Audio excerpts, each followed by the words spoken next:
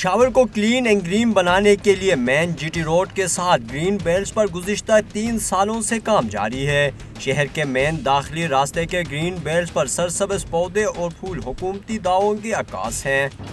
مین جی T road کے ساتھ سرسبز گرین بیلٹ تصویر کا ایک رخ ہے، لیکن اس کے ساتھ جو سروس روڈ ہے یہ تصویر کا دوسرا رخ پیش کرتا ہے۔ لیکن تصویر کے اس دوسرے رخ میں گرین بیلٹ کے مقابلے میں یہاں صورتحال بالکل بھی مختلف ہے۔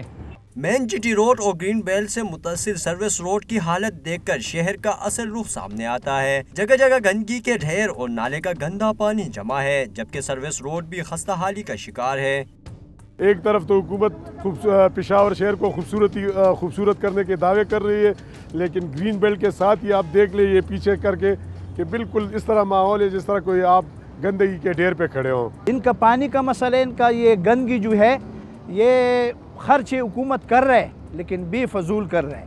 گرین بیلٹس کو متعدد بار توڑا اور بنایا گیا، جس پر 50 ملین روپے سے زائد کا بجٹ خرچ ہوا۔ شہریوں کا کہنا ہے کہ جس رفتار سے کام ہو رہا ہے ایسا لگتا ہے کہ اگلے 50 سالوں میں بھی صورتحال بہتر نہیں ہو سکتی۔ کیمرہ مین کاشان ارشد کے ساتھ سراج الدین، رون نیوز، پشاور۔